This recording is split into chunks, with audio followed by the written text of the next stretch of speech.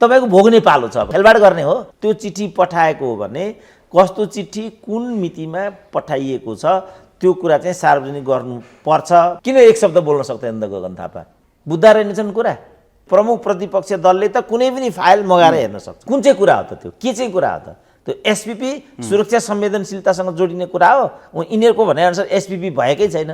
त कुनै चिज भएकै छैन भने अनि हुँदै नभएको कुरामा संवेदनशीलता भन्ने कुरा कहाँ आउँछ? एमसीसीसँगै यो कुरा एट्याच छ। झलनाथले त त्यही कुरा भनिरहेछ। एमसीसीकै च्याप्टरमा एउटा च्याप्टर छ, त्यो चाहिँ एसपीपीको हो भनिरहेछ झलनाथले। यो पास फेलको कुरै होइन, यो अगाडि बढिसकेको कुरा चाहिँ हो। तपाईँ बुझ्नुहुन्न भने यो समस्या तपाईँको हो, यो गइसकेको छ। जसरी एमसीसीको बारेमा चिठी लेखेका थिए प्रचण्ड र शेरबहादुरले, यो विषयमा पनि चिठी लेखिसकेको भन्ने छ। म भन्छु नि, टाउको कसैले फुटाउनु पर्दैन, दुइटै भइसकेको छ। देश बेचे सिद्ध्याएर राष्ट्रियतामा गयो। तपाईँलाई देश किन चाहियो? तपाईँलाई त लोकतन्त्र भइहाल्यो। तपाईँ नेपालीको अभ्यास यो देखियो। तपाईँलाई खालि लोकतन्त्र चाहिन्छ, सिद्धियो बस लोकतन्त्र छ, ओड्नुहोस् ओछ्याउनुहोस्। तपाईँलाई अरू कुरा किन चाहियो? यसबाट के बुझिन्छ भने उनीहरू खेलबाड गर्दैछन्। गरेको त यिनीहरूले नै हो। एसपीपीमा पनि यिनीहरूले नै गरेको हो र यो भइसकेको छ। मैले एक हप्ता अगाडि भने यसको कुनै परिणाम आउँदैन। यदि जनार्दन निर्दोष हुन् भने यसको क्षतिपूर्ति कसरी गर्ने? यो जसले यो बवन्डर खडा गरेको यदि यो गलत हो भने मैले त तिनीहरू चाहिँ दण्डित हुनुपर्छ। डाक्टर साहब स्वागत छ।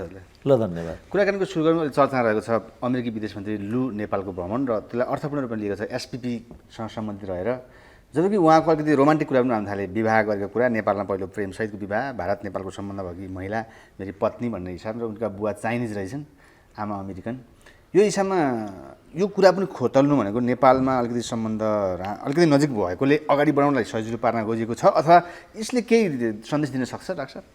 होइन, उनीहरूको चाहिँ कस्तो बानी हुन्छ भने जुन क्षेत्रमा जसलाई नेसनल इन्ट्रेस्टमा चाहिँ डिपुट गरिने हो त्यो क्षेत्रको धार्मिक पृष्ठभूमि, भाषिक पृष्ठभूमि, जातीय पृष्ठभूमिलाई जोडेर त्यसको एउटा भावनात्मक पक्षलाई चाहिँ आफ्नो पक्षमा प्रयोग गर्ने यो नीति हुन्छ। जस्तो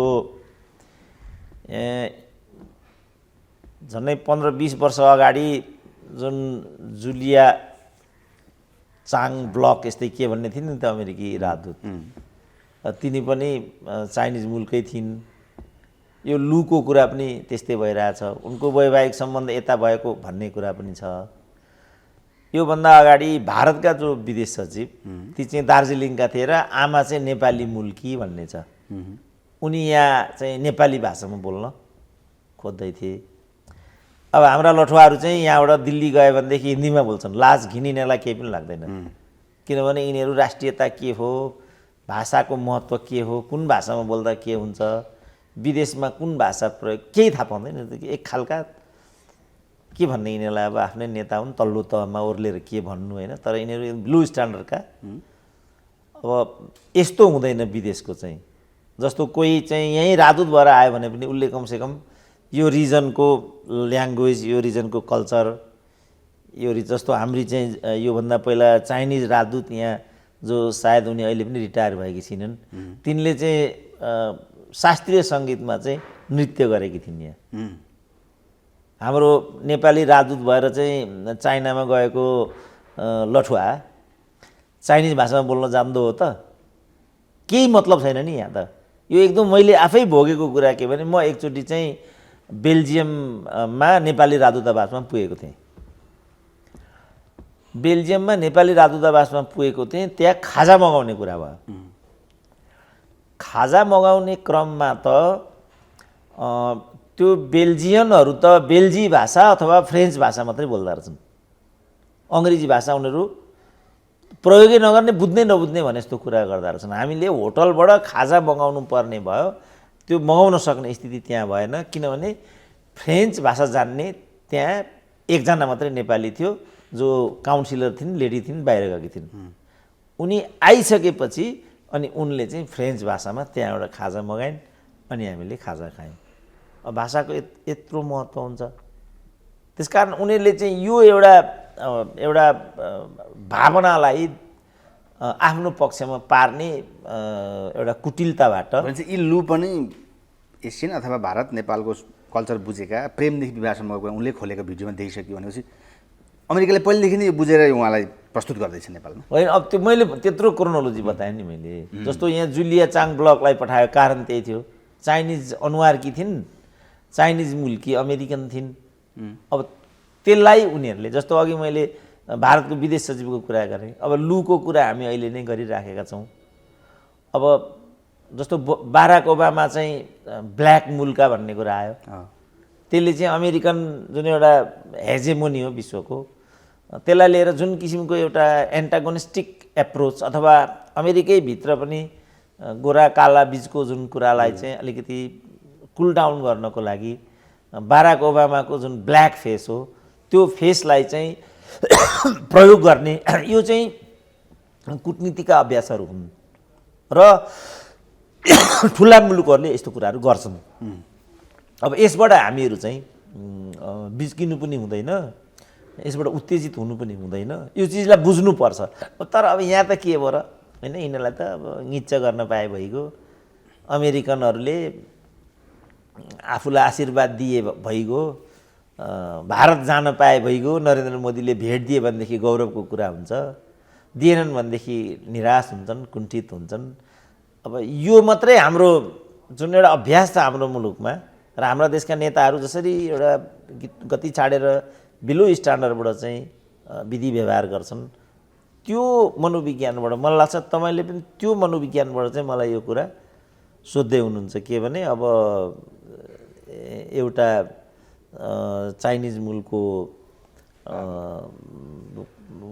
ब्रिटिस के अरे अमेरिकन मिनिस्टर यहाँ आयो, यहाँ आइसकेपछि यसको नाता सम्बन्ध इत्यादि भन्ने कोणबाट म त्यसरी चिजलाई बुझ्दिनँ। म त्यसलाई चाहिँ ती मुलुकहरूले कुनै जस्तो म नै प्रधानमन्त्री भए पनि हो त्यो तरिकालाई म डिल गर्ने थिएँ। म यो नेपालको प्रधानमन्त्री हुने हो भनेदेखि इन्डियनहरूसँग डिल गर्नको लागि जस्तो राजाले त्यही कुरा गर्थे नि, विद्यानन्द झालाई चाहिँ राजदूत बनाएर पठाए भारतमा।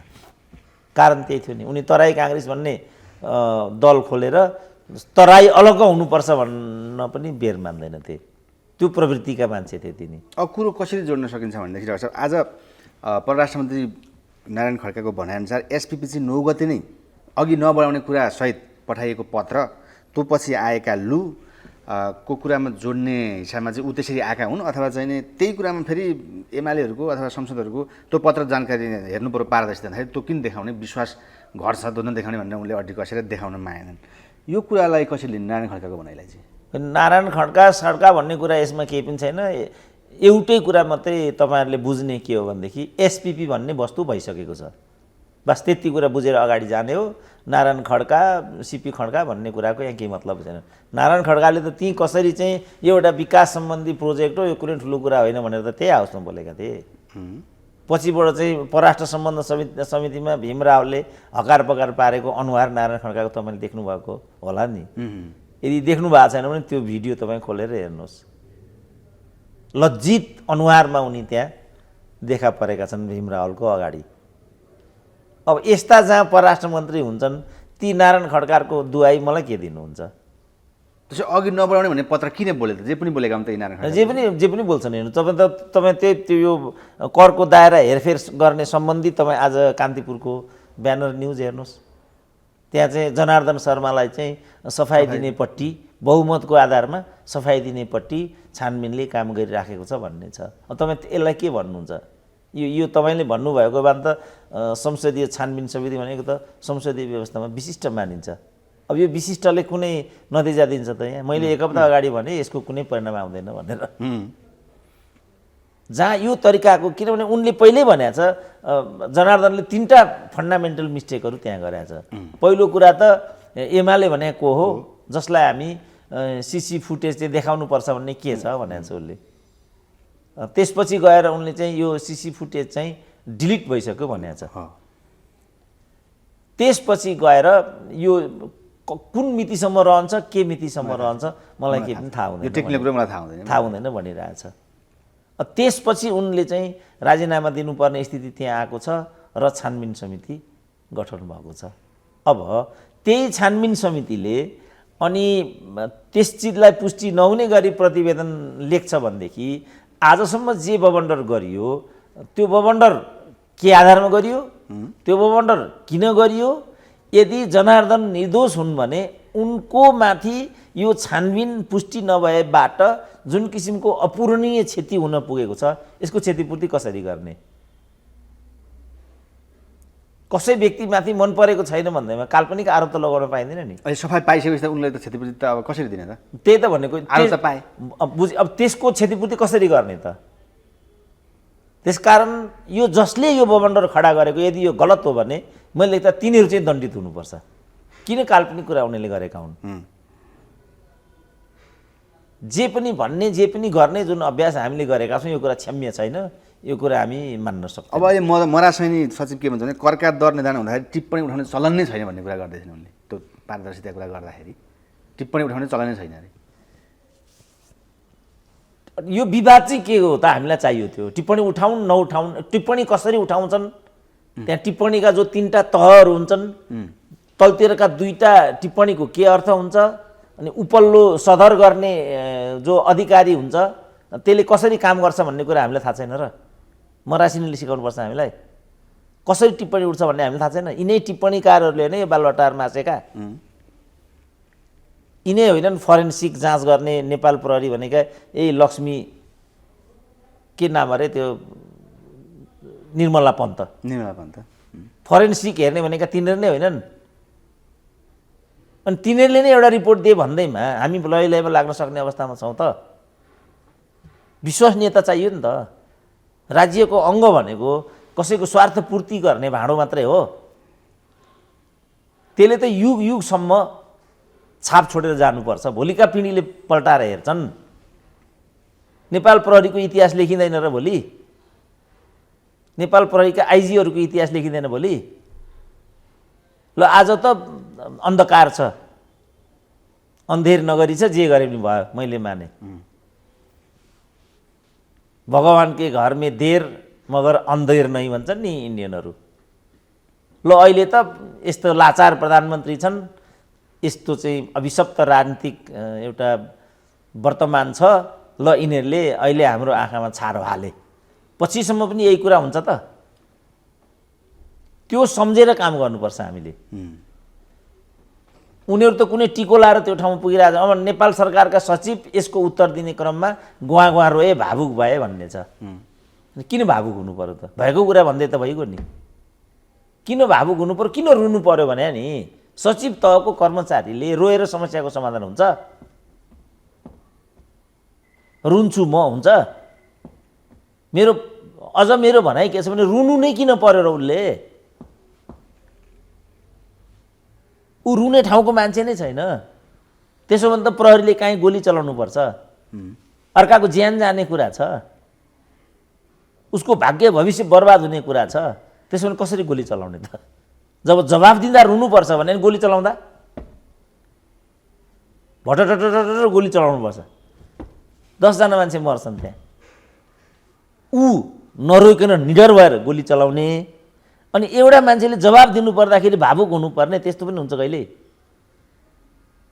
यसबाट के बुझिन्छ भने उनीहरू खेलबाड गर्दैछन्। हाम्रो भनाइ चाहिँ कति मात्रै हो भने उनीहरूलाई यो गर्ने छुट, यो लाभ उनीहरूलाई छैन। उनीहरूले त्यो जिम्मेवारी चाहिँ गम्भीरतापूर्वक वहन गर्नुपर्छ।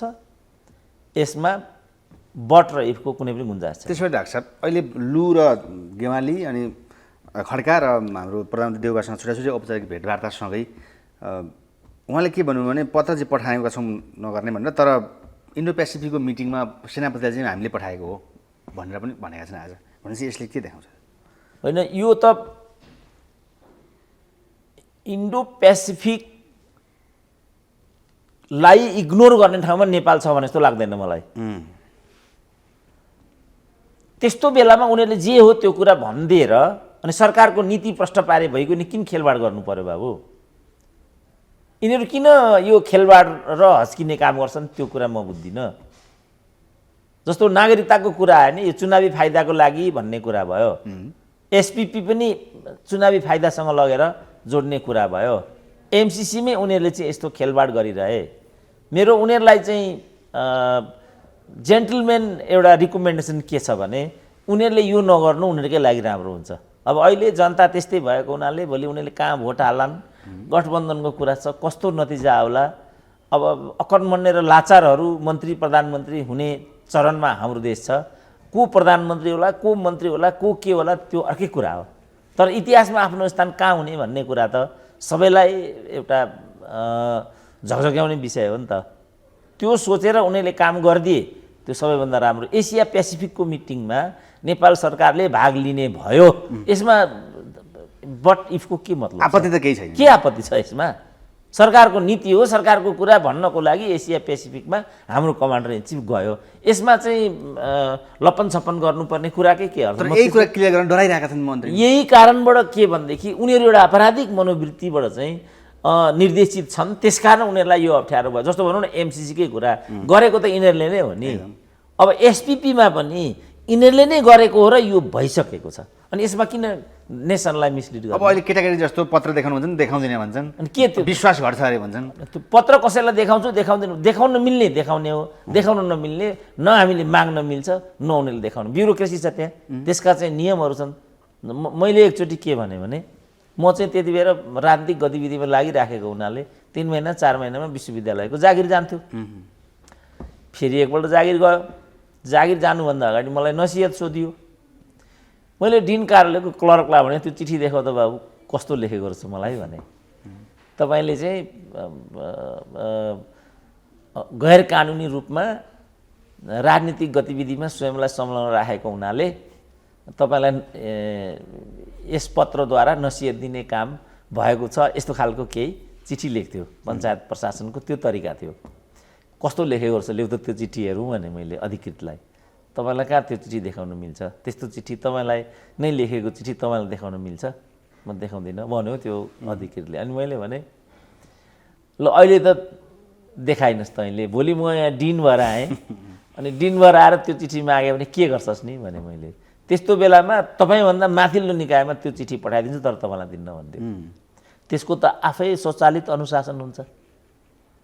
कोही पनि त्यहाँ त एउटा हामी वारिस नै हुन्छौँ, त्यहाँ त कसैको चिज निजी होइन नि। त्यो त तपाईँ एउटा सामाजिक दायित्व अन्तर्गत, राज्यको कर खाएर राजकीय जिम्मेवारी अन्तर्गत तपाईँ एक ठाउँमा बस्नु भएको छ, कुनै निजी कुरा होइन नि त। देखाउन मिल्छ देखाउने हो, देखाउन मिल्दैन नदेखाउने हो। कुन तहसम्म देखाउन मिल्छ त्यो तहमासम्म देखाउने हो।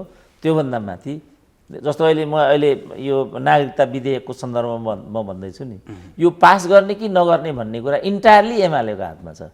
जस्तो प्रतिनिधि सभा पनि उसले बबन्डर गर्यो भने यो त्यहाँबाट पनि प्रोसिड हुन नसक्ने हो। त्यहाँबाट प्रोसिड भयो भनेदेखि माथिल्लो सदनमा त्यहाँ रोक्न सक्ने हो। त्यहाँको अध्यक्ष एमाले छ, त्यसलाई टेबुलै गर्दैन भने यिनीहरू जति कराएर पनि केही पनि हुँदैन। यो दुईटै हाउसबाट राष्ट्रपति भए ठाउँमा पुग्यो र राष्ट्रपतिले चाहिँ पुनर्विचार गर्नको लागि फिर्ता पठाइन् भनेदेखि यो विधेयक चाहिँ डिफङ्क्ट हुन्छ। पटक पटक रहेछ त चान्स त, पुरै चान्स छ। अझ राष्ट्रपति मात्रै बाँकी छ, यताबाट गइसक्यो। यसबाट के बुझियो भने यो विधेयक पारित गराउनमा सम्पूर्ण राजनीतिक दलहरू एकमत छन्। अब यहाँ कोही राष्ट्रवादी पल्टिन्छन्, कोही मधेस भन्छन्, कोही फलानु भन्छन्, सब गफ हो। सबै एउटै ड्याङका चट्टाबट्टा हुन्। यी जम्मैले मिलेर ल्याएको चाहिँ यो विधेयक हो भन्ने कुरा चाहिँ पुष्टि हुन्छ। त्यहाँ मैले श्रृङ्खला बताएँ, एमाले चाह्यो भने यो अगाडि नै जाँदैन। हुँदै हुँदै हुँदै गयो भने लास्टमा राष्ट्रपति छिन्, उनले त्यसलाई रोकिदिन सक्छन्। पुनर्विचार गर्नु भनेर फिर्ता पठाइदियो भने सकिन्छ, त्यो भुस हुन्छ। त्यो त्यसो भए हजुरले भने जस्तै आज नारायण खड्काले भनेको पत्र देखाउन मिल्ने भन्ने कुरा त वास्तविकता हो। त्यसो भए नमिल्ने कुरा पनि हुनसक्छ होइन। नमिल्ने कुरा कसलाई हामीलाई देखाउनु, कसलाई देखाउनु भने त संसदहरूलाई। हजुर संसदहरूलाई त्यो त कसरी हुन्छ? त्यहाँ त कुनै पनि कुरा सांसदहरूले मागे भने त प्रस्तुत गर्नुपर्ने हुन्छ। मागे नि त आज। अनि त्यो त प्रस्तुत गर्नुपर्ने हुन्छ। विश्वास घट्छ भन्ने कुराले गर्दा नदेखाउने भन्ने कुरामा अगाडि बढे। त्यसो भने फेरि संसदीय समिति बन्ने भयो। त्यो के हो, कस्तो हो? सरकार संसदले हामीले हेर्छु जस्तो यो त यहाँ चलनै छ नि त। जस्तो टिभी फुटेजको सन्दर्भमा एमाले को हो त्यसलाई देखाउनुपर्छ भने के भनेर, अब यिनीहरू त यस्तै त छ नि त। यिनीहरू त हो सेम आज पनि त्यस्तै त। अनि सेम यिनीहरू एउटै चरित्रका मान्छे हो, गैर जिम्मेवार अधिनायकवादी मनोवृत्तिका। नत्र भने सांसदले चाहिँ, सांसद नभनौँ संसदले भनौँ न, संसदले कुनै पनि चिज हेर्न चाह्यो भने अनि त्यो माग्ने अधिकार तिमीहरूसँग छैन फलानु भन्ने त्यो अधिकार सरकारलाई कसरी हुन्छ? मैले पहिला पनि भन्छु नि, प्रमुख प्रतिपक्ष दलले त कुनै पनि फाइल मगाएर हेर्न सक्छ, कुनै पनि फाइल। ल आम रूपमा त्यो अब टेबल गर्ने सम्बन्धी त्यहाँ के विधि छ, कस्तो छ त्यो म भन्न सक्दिनँ, तर सदनले हेर्न चाहेको चिज चाहिँ अनलेस अदरवाइज अब त्यस्तो केही चाहिँ नेसनल सेक्युरिटी इत्यादिसँग सम्बन्धित कुरा भयो भने त म भन्न सक्दिनँ, जुन हाम्रो देशमा मलाई अहिलेसम्म अभ्यासमा आएको थाहा छैन। यहाँ त सबै कुरा ओपन छ, नाङ्गै छ। एसपी कुरा त ओपन हुनु पऱ्यो नि, पारदर्शिता हुनु पऱ्यो नि त्यहाँ त, होइन? अब मुख्य कुरा यो चाहिँ पत्राचार गर्नु भन्ने निर्देश सरकारलाई गइसकेको छ। त्यो पत्राचार गरिएको कुराको जानकारी हाउसमा गराउनु पर्ने दायित्व अब सरकारलाई छ। यसमा बट इफको कुनै गुन्जाइस हुँदैन। अनि त्योभन्दा अरू कुरा त उनीहरूले हेर्न पनि चाहेको होइन होला। त्यो चिठी पठाएको हो भने कस्तो चिठी, कुन मितिमा पठाइएको छ, त्यो कुरा चाहिँ सार्वजनिक गर्नुपर्छ भन्ने माग संसदले गर्यो भने मैले देख्दा त्यो गर्नु, किनभने सरकार त हाउसप्रति जिम्मेवार छ। त जिम्मेवार छ भनेपछि उसले गरेका काम कारबाहीको प्रष्टीकरण त उसले टेबल गर्नै पर्छ नि। उसले कसरी चाहिँ न्यायनास्ती गर्न पाउँछ त्यहाँ? त्यो हिसाबमा अब हजुरले भने जस्तै एसपीको त पास भइसकेको छ, यिनीहरू समस्या परे खड्गाहरू यताबाट आवाज उठाए जस्तो गर्ने कि एमालेको पनि बोली मात्रै हो कि भन्ने कुरा होइन? एमसिसी त्यसरी पास भएको, बाहिर टाउको फुटाउने भित्र पास गर्ने पक्का जम्मैले मिलेर गरेको छ यो। एउटा मलाई लाग्छ एउटा बैठकमा एमाले आफै संलग्न छ र त्यो काम प्रदीप गेवालीले गरेका छन्। एउटा मात्रै तस्बिर मैले एसपीपीको ब्यानरमा प्रदीप गेवालीको तस्बिर देखेको छु मैले सोसियल मिडियामा। बाई द वे, अब यो फोटो सपिङ गरेर उनलाई बदनाम गर्न खोजिएको हो भने म केही पनि भन्न सक्दिनँ। होइन भने एसपीपी, नागरिकता, एमसिसीमा यी जम्मै दलहरू कुनै न कुनै रूपमा जोडिएका छन्। कोही पनि यसबाट चाहिँ अछुतो रहन सक्दैन। यिनीहरू एउटै ड्याङका मुला हुन्। यिनीहरू खालि पदमा मात्रै किचोला गर्छन्। यिनीहरू काङ्ग्रेस पनि होइनन्, कम्युनिस्ट पनि होइनन्। खालि यिनीहरू क्यारिटिस्टहरू हुन् र उनीहरूले यो राजनीति भन्ने व्यवसायको रूपमा गरेको। यिनीहरू राजनीतिक प्राणी पनि होइनन् भन्ने मेरो अब निष्कर्ष हुन थालेको छ। होइन भने राजनीतिक प्राणीले पनि यस्तो गरिरहनु मिल्छ? यो राजनीतिलाई सुहाउने कुरा हो यो। कुनै व्यक्ति धार्मिक छ, उनीमाथि अनेक आरोप लाग्छन् भनेदेखि त्यो धार्मिक मान्छेले त्यो कसरी सहन सक्छ? त्यो सहन गर्नै सक्दैन यदि ऊ धार्मिक हो भने। धर्ममाथि प्रश्न उठ्यो, धर्ममाथि प्रश्न उठ्दाखेरि ऊ धार्मिक व्यक्ति हो भने आफ्नो धर्ममाथि अनर्गल आरोप भएको कुरा त्यो धार्मिक व्यक्तिले कसरी सहन सक्छ? त्यो सहनै सक्दैन। राजनीतिमा पनि त्यही हुन्छ, कम्युनिस्टमा पनि त्यही हुन्छ र डेमोक्रेटमा पनि त्यही कुरा हुन्छ। कुनै पनि डेमोक्रेट छ र ऊ माथि चाहिँ अधिनायकवादी भन्ने आरोप लाग्यो भने त्यो कुरा उसले खप्नै सक्दैन नि। कुनै पनि मान्छे कम्युनिस्ट छ, कम्युनिस्टमाथि चाहिँ जनविरोधी भएको, अराष्ट्रिय भाव बोकेको भन्ने आरोप लाग्यो भने उसले त्यो सहनै सक्दैन नि। त्यो कसरी सहन सक्छ? किनभने कम्युनिस्ट जन्मजात देशभक्त हुन्छ। देशभक्तमाथि देशद्रोहीको आरोप लाग्यो भने त्यो कम्युनिस्ट जन्मजात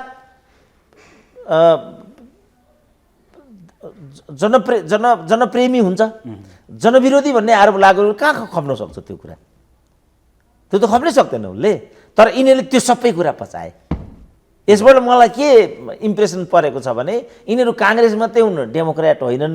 यिनीहरू क्यारिटिस्ट मात्रै हुन्, कम्युनिस्ट होइनन्। मेरो निष्कर्ष यो, जब उनीहरू कम्युनिस्टै होइनन् भने, जब उनीहरू डेमोक्रेटै होइनन् भने त्यसपछि मात्रै यस्तो हरकत गर्न सकिन्छ। होइन भने संसदले कुनै पनि चिज माग्यो भने अब प्रमुख प्रतिपक्षले कुनै पनि विवरण माग्यो भने त्यो को हो, त्यसलाई दिनुपर्छ भन्ने के छ, त्यसलाई म देखाउँदिनँ, त्यो भन्न सकिन्छ कहिले? आफू सरह होइन त्यो। प्रमुख प्रतिपक्ष भनेको आफू सरह भनेको होइन। संसद भनेको जहाँबाट आफ्नो उत्पत्ति भएको छ, जुन आमा बाबुले आफूलाई जन्माए, अनि त्यो आमा बाबुलाई निषेध गर्ने अधिकार हामीसँग हुन्छ? त्यही कुरा झल्किन्छ। त्यही नै कुरा झल्क्यो। संसदले केही पनि कुरा हेर्छु भन्यो भने, अनि यदि सुरक्षा संवेदनशीलतासँग सम्बन्धित हो भने त्यही भन्नु पर्यो। यो सुरक्षा संवेदनशीलतासँग जोडिएको हुनाले देखाउन मिल्दैन भने त्यो कुन चाहिँ कुरा हो त? त्यो के चाहिँ कुरा हो त? त्यो एसपीपी सुरक्षा संवेदनशीलतासँग जोडिने कुरा हो? यिनीहरूको भनेअनुसार एसपीपी भएकै छैन। त कुनै चिज भएकै छैन भने अनि हुँदै नभएको कुरामा संवेदनशीलता भन्ने कुरा कहाँ आउँछ? भइसक्यो भनेदेखि त्यसको जवाबदेही त हाउसले पनि त्यसलाई ओन गर्नु पर्यो। बहुमत र अल्पमतको आधारमा त्यसलाई नो भन्ने भने बहुमतबाट नो भन्दैसक्यो, यो कसैको निजी कुरा हो। यो नारायण खड्काले यसो भनी अब पास गरेको कुरा देखाउन सक्छन् त पर्सि? होइन, पास फेलको कुरै छैन, यो निर्णय भइसकेको छ। यो म के सुन्दैछु भने एमसिसीसँगै यो कुरा एट्याच छ। झलनाथले त त्यही कुरा भनिरहेछ। झलनाथको भनाइ के छ भने एमसिसीकै च्याप्टरमा एउटा च्याप्टर छ, त्यो चाहिँ एसपिपीको हो भनिरहेछ झलनाथले। यो पास फेलको कुरै होइन, यो अगाडि बढिसकेको कुरा चाहिँ हो। तपाईँ बुझ्नुहुन्न भने यो समस्या तपाईँको हो, यो गइसकेको छ।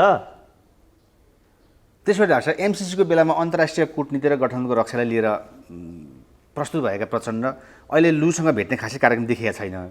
प्रचण्डको भूमिका के हुन्छ? अहिलेसम्म बोलेको पनि छैन यो विषय। होइन, प्रचण्डको यहाँ त एउटा कुरा के आइरहेछ भने जसरी एमसिसीको बारेमा चिठी लेखेका थिए प्रचण्ड र शेरबहादुरले, यो विषयमा पनि चिठी लेखिसकेको भन्ने छ। त्यसकारण विश्वासको सङ्कट र पारदर्शिताको अभाव आजको प्रश्न। म भन्छु नि, लोकतन्त्रमा चाहिँ पारदर्शिता चाहिन्छ। पारदर्शी भयो भने सिद्धि हुन्छ। यो तपाईँको निजी विषय होइन बाबा, यो त राज्यको विषय र राजकीय अधिकारको विषय हो, राजकीय जवाबदेहिताको प्रश्न हो। जवाबदेहिताको प्रश्नमा चाहिँ निजी यो घरेलु मामला जस्तो किन यिनीहरू चाहिँ किस्ता किस्ता गरेर बग्छन्, त्यो कुरा म बुझ्दिनँ। नारायण खड्काले त त्यही बेला यो एसपी भनेको एउटा साधारण विकासको मोडल हो, यो कुनै त्यस्तो कुरै होइन भनेको छ भने ती भनेको छ। पछि परराष्ट्र सम्बन्ध समितिमा भीमरावले र्याखर्याख्ती पार्दाखेरि उनी चाहिँ त्यहाँ अन्टसन्ट भन्न पुग्दाखेरि खप्कीको शिकार भएको कुरा हामीले अघि पनि उल्लेख गऱ्यौँ। यस प्रकारले डिल गर्ने जुन यिनीहरूको शैली छ, प्रचण्ड पनि यस्तै हो। प्रचण्ड पनि जस्तो भनौँ न, अब एमसिसी माओवादी बाहेक अरूले गरेकै होइन। एमसिसी सुरुदेखि नै त्यही खालको अरूले यी थाङ्ना त बेकारमा यिनको न ल्याकत छ न यिनीहरू यो गर्न सक्छन्। बेकारमा ङ्याङ गुङ गर्नाले यस्तो यिनको ल्याकत, यो त खालि इन्टायरली यो माओवादीले गरेको प्रोजेक्ट हो। अब एसपिपीको हकमा केपी ओलीको भनाइ के छ भने यो सुशील कोइराला र प्रचण्डको पालामा भएको भनाइ छ। अब प्रचण्डको के भनाइ छ भनेदेखि यो केपी ओलीले गरेको हो।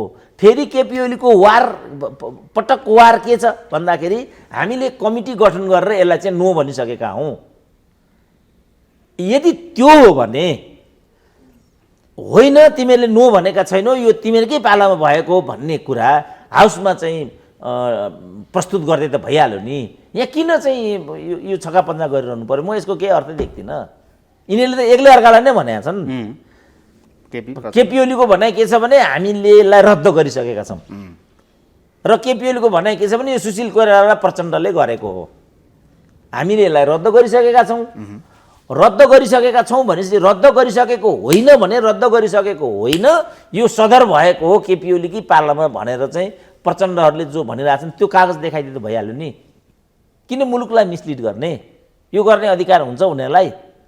तपाईँ हामीले किन यसमा टाउको दुखाइरहनु पर्यो? टाउकै फोडे नि राख्छ दुखाउने अनि किन आवश्यक छैन यो त जहिले यो त टाउको फुटाउने काम त चाहिँ नादानहरूको कुरा हो। म भन्छु नि, टाउको कसैले फुटाउनु पर्दैन, दुइटै भइसकेको छ। तिमीहरू टाउको फुटाउनु मन छैन भने यो सुन, एमसिसी माओवादी बाहेक यो अरूले गरेकै होइन। यसमा कसैको अरूको केही पनि हात छैन। एसपिपी एमसिसीको अङ्ग हो भन्ने कुरा झलनाथले भनिसकेपछि अनि यसमा तपाईँ किन टाउको दुखाउनुहुन्छ? सुतेर तपाईँ अरू नै कुरा गर्नु, कुनै माधुरी दीक्षितको छलफल गर्नुहोस्, तपाईँ रमाइलो गर्नुहोस्, हाँस्नुहोस् न। मुसुका देश बेचे सिद्ध्याएर राष्ट्रियतामा गयो। तपाईँलाई देश किन चाहियो? तपाईँलाई त लोकतन्त्र भइहाल्यो। तपाईँ नेपालीको अभ्यास यो देखियो। तपाईँलाई खालि लोकतन्त्र चाहिन्छ, सिद्धियो बस लोकतन्त्र छ, ओढ्नुहोस् ओछ्याउनुहोस्, तपाईँलाई अरू कुरा किन चाहियो? अब त्यत्रो यिनीहरूले हङ्गामा गरेर मेयर लिएर आए होइन, यहाँ अब पार्क बनाउँछु भन्छन्, जहाँ यस्तो मान्छेले तपाईँ भोट हाल्दै हिँड्नुहुन्छ, अनि तपाईँलाई किन अरू कुरा चाहियो? छुट्टिसक्यो पार्क बनाउनलाई। अन्त किन चाहियो तपाईँ अरू कुराहरू? त्यो तपाईँले दिएको, तपाईँले हात काटेर दिनु हो नि त। कस्तो ल्याकतको मान्छे मेयर हुनुपर्छ भन्ने पनि तपाईँ हिसाब किताब गर्न सक्नुहुन्न भन्ने, अनि तपाईँले योभन्दा अर्को नियति के बेहोर्नुपर्छ तपाईँले? बारको आवश्यकता छैन त्यसो काठमाडौँमा? होइन, बारको आवश्यकता छ त, त्यो म्यान्डेट अहिले के आवश्यकतामा जोड लगाउने भन्ने कुरा हो नि। पार्कको आवश्यकता छ, मैले माने। जे पार्क छ यहाँ त्यसको अब तपाईँ जानुभएको छ कहिले? भिरकुटी मण्डप जानुभएको छ कहिले? कहिले त्यो भिजिट गर्नुभएको छ तपाईँले? भिरकुटी मण्डप केही समय अगाडि गइएको थियो। त्योभन्दा फोहोर काठमाडौँमा कुनै अर्को ठाउँ छ?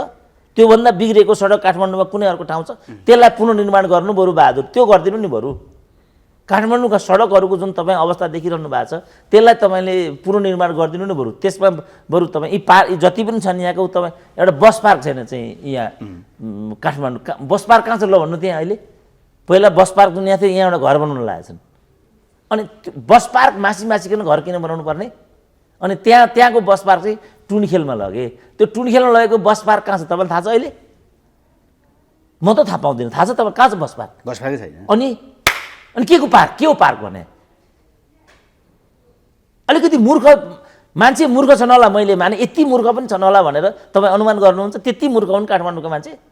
1.5 करोड छुटिसक्यो डाक्टर साहब। जतिसुकै करोड छुट्याउन त्यो उनीहरूको कुरा भयो। तर मेरो भनाइ हामीलाई चाहिँ पार्क चाहिएको छ कि बस पार्क चाहिएको छ?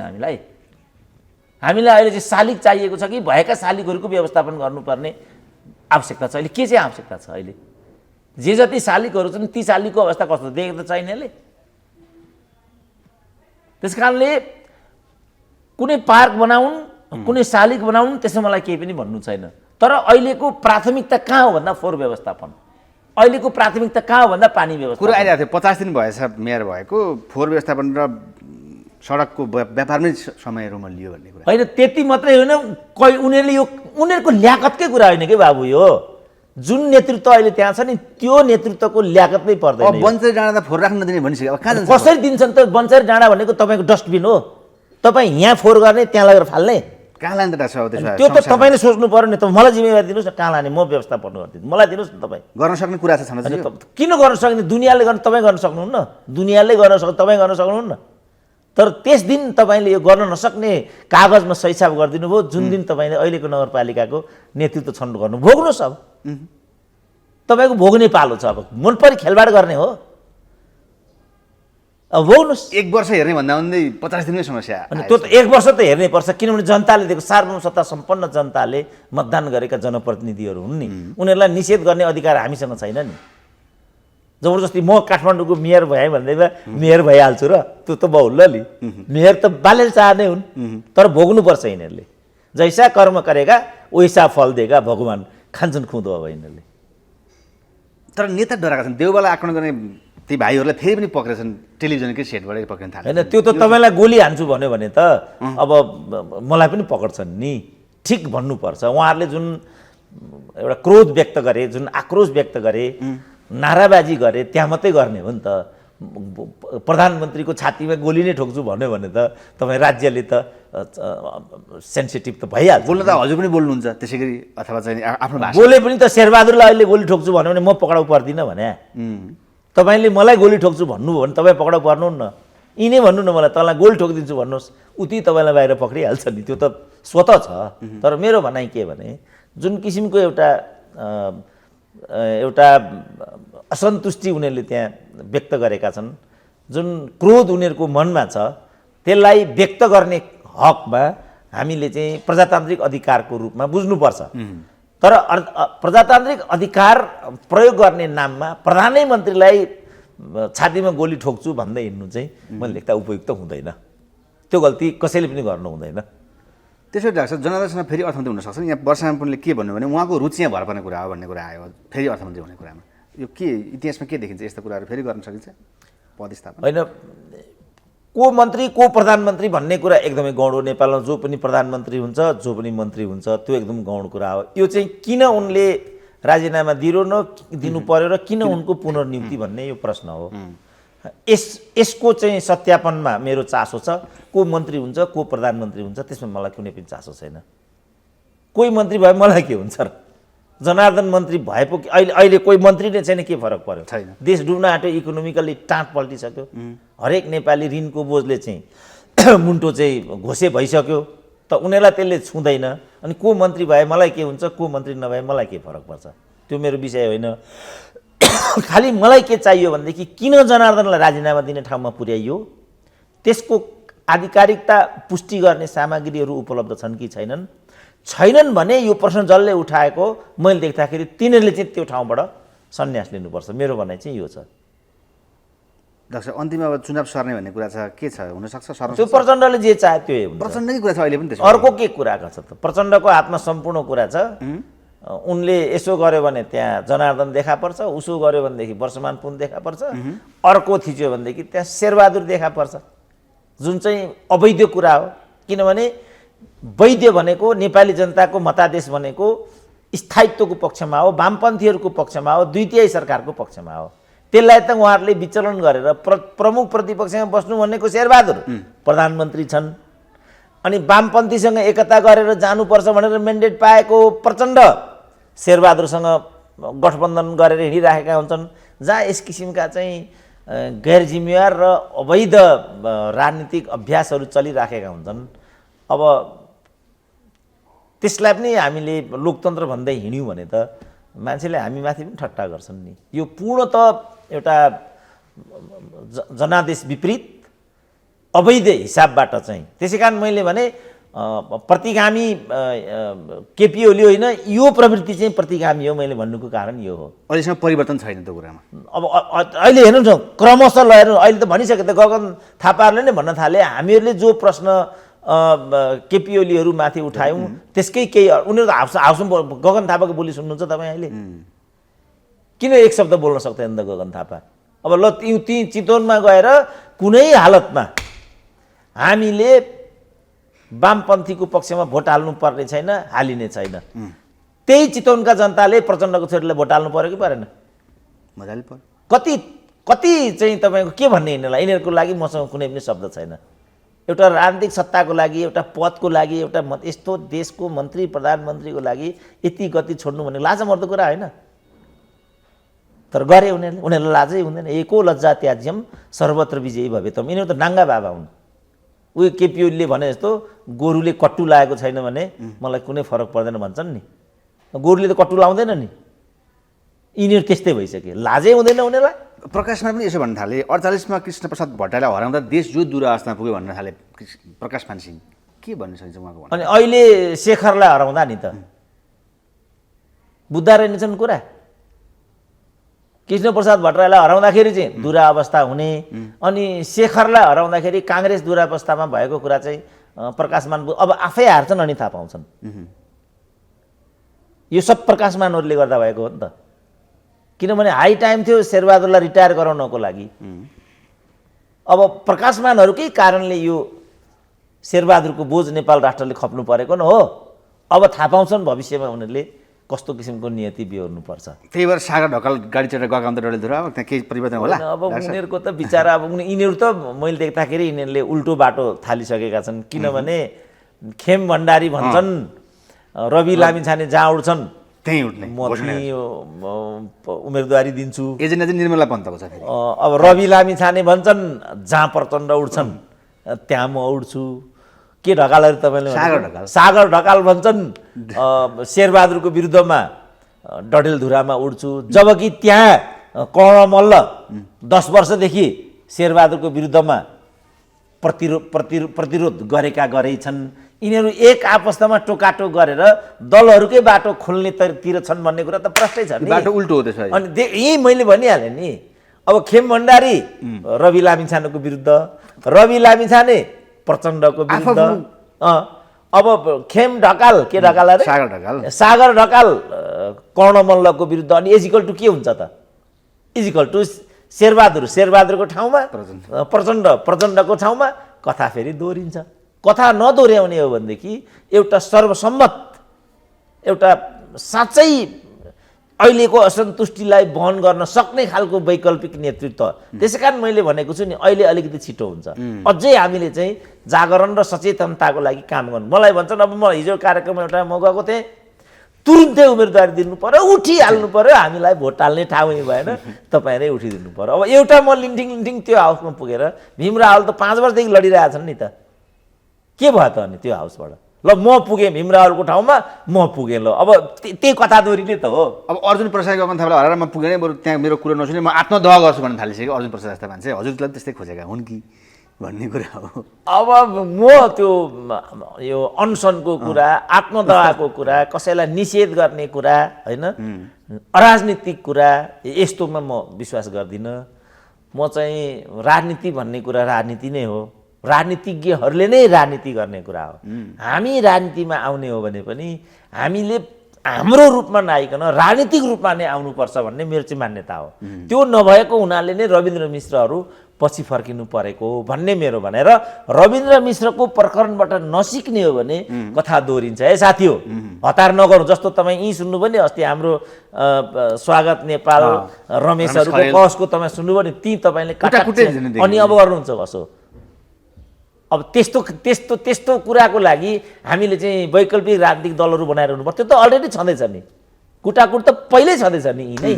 फेरि अर्को कुटाकुट गर्नको लागि हामीले त्यहाँ जाने, अब रवि र खेम बनाएर कुटाकुट गर्ने। अनि त्यस कारणले अहिले मेरो एउटा दृढ विश्वासले यहाँ फेरि काम के गरेको छ भने यो जो प्रयासहरू साथीहरू गर्दै हुनुहुन्छ यो अहिले छिटो भइसक्यो। अझै मेहनत गर्नुपर्छ हामीले। अहिलेको नेतृत्व नै समस्याको जड हो, त्यो कुरा सत्य हो। र यो नेतृत्वलाई प्रतिस्थापन गर्ने प्रश्न नै नेपाली राजनीतिको मूलभूत प्रश्न हो, त्यो कुरा म मान्छु। तर चाहँदैमा केही कुरा त हुँदैन। मलाई प्रधानमन्त्री हुन मन छ, भइहाल्छु त। एउटा विश्वविद्यालयको लुते भिसी त म हुन सकिनँ भनेदेखि नेपालको प्रधानमन्त्री अहिले भइहाल्छु त म। तर समय आयो भनेदेखि विक्रम रणसिंहे 15 दिनमा त श्रीलङ्का जस्तो मुलुकमा 15 दिन अगाडि प्रधानमन्त्री भए, 15 दिन पछाडि राष्ट्रपति भए। उस्तै पर्यो भने उनी स्थायी राष्ट्रपति पनि हुन सक्दा रहेछन्। जब त्यो हुनसक्छ भने म किन हुन सक्दिनँ। तर समयभन्दा अगाडि आफूले सोचे जस्तो कुनै पनि कुरा राजनीतिमा हुँदैन। त्यसको लागि परिपक्व समय आउनुपर्छ र जनताले सोचेको र चाहेको कुरा मात्रै हुन्छ। मैले सोचेर चाहेको कुरा नहुन पनि सक्छ। त्यसको लागि मैले अझ जनतासँग मैले एकाकार हुनुपर्छ, जनतासँग काम गर्नुपर्छ। जनताले नै हाई हाई गरिसकेपछि अब बालेन शाह नै भनौँ न, यिनीहरूले चाहेर बालेन शाह भएका हुन् त। जनताले चाह्यो, यिनको केही पनि लागेन। यिनीहरू त बालेन शाह भनेको प्रतिगामी हो, बालेन शाह भनेको मधेसी हो भनेर के मात्रै भनेनन् यिनीहरूले। अनि यिनको दाल गल्यो त हो। यो तरिकाले लावण्य देशको नवराजलाई जसरी स्वस्थानी व्रत कथाको हात्तीले लावण्य देशको नरेश बनाइदियो, त्यसरी नै जनताले कसैलाई नरेश बनाइदियो भने हामीले रोकिँदैन। तर चाहँदैमा तुरुन्तै सांसद भइहाल्ने, मन्त्री प्रधानमन्त्री भइहाल्ने कुरा हुँदैन, किनभने सोचे जस्तो जिन्दगी हुँदैन। हस्, थ्याङ्क यू डाक्टर।